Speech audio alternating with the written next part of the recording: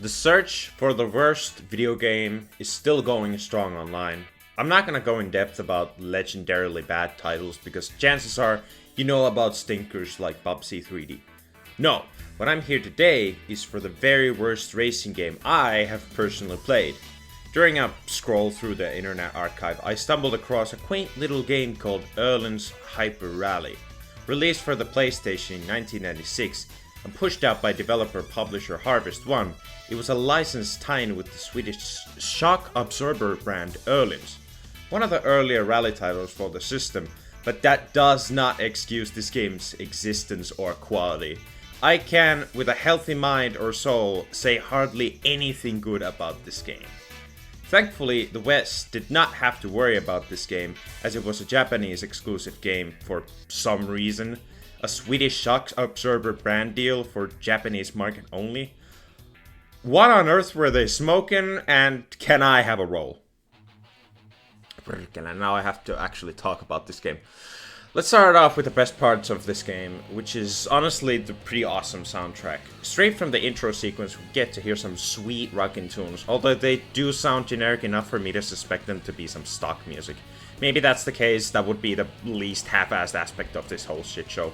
Well, menu music anyway, the racing theme seems to be a generic MIDI track. Great. Now, the sound design dips down into the mediocre at best. Engine sounds are all generic and collisions have no impact with the same old thunk playing every time you hit a wall. What surprises me is that all 4 core drivers, yes, this game has 4 of them, are all fully voice acted. More about those funky faces later. The rest of the sound design is pretty generic, there's nothing interesting to hear.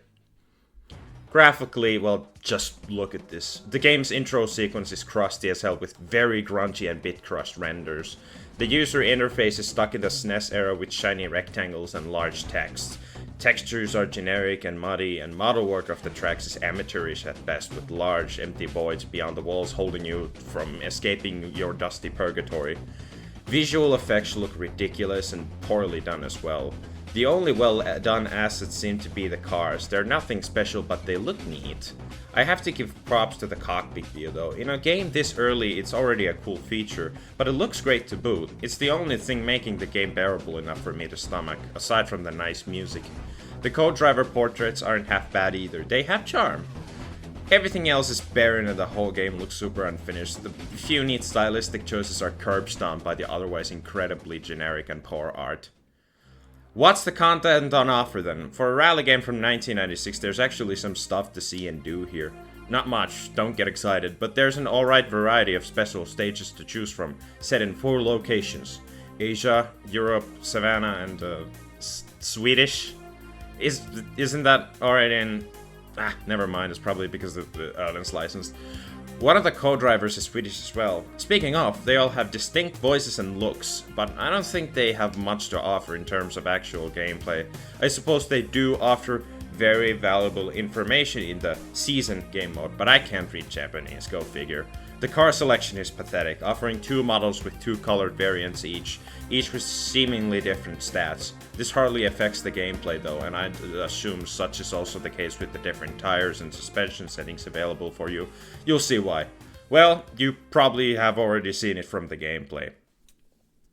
Time for the big grand reveal. The controls in this game are fucking terrible. Shocker, isn't it? You'd think the gameplay would speak for itself, but you probably just assume I'm a total Sunday driver judging from how my car bumps all over the track. That's how the car handles.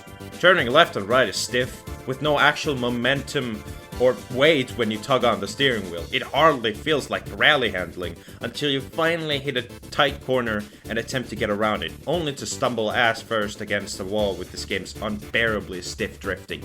Yes, your car power slides in the corners. And that happens with a violent and awkward snap. You get disoriented and you lose the very little control you already had, resulting in you smacking walls left and right. Not that it ever matters. From what I've seen, damage is barely an issue in the game and your top speed is so stable most of the time that you'll reach the finish line anyway. Oh yeah, technically you have a time limit you have to beat, but I have never managed to screw that up as of writing this.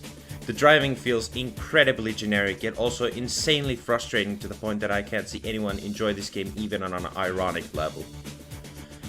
So, yeah, what are my thoughts? I think I got my point across. Öhlins Hyper Rally is like a rally stripe in your boxers. It's nasty, bottom of the bin garbage of the worst variety. Only an actual masochist would find any kind of sick enjoyment out of trash like this. Hello, nice to meet you. I can't recommend this at all. It's bad, it's shit, it's so ridiculously awful that I genuinely want to see what it was like to work at Harvest One offices at the time. Were they proud of this? We may never know.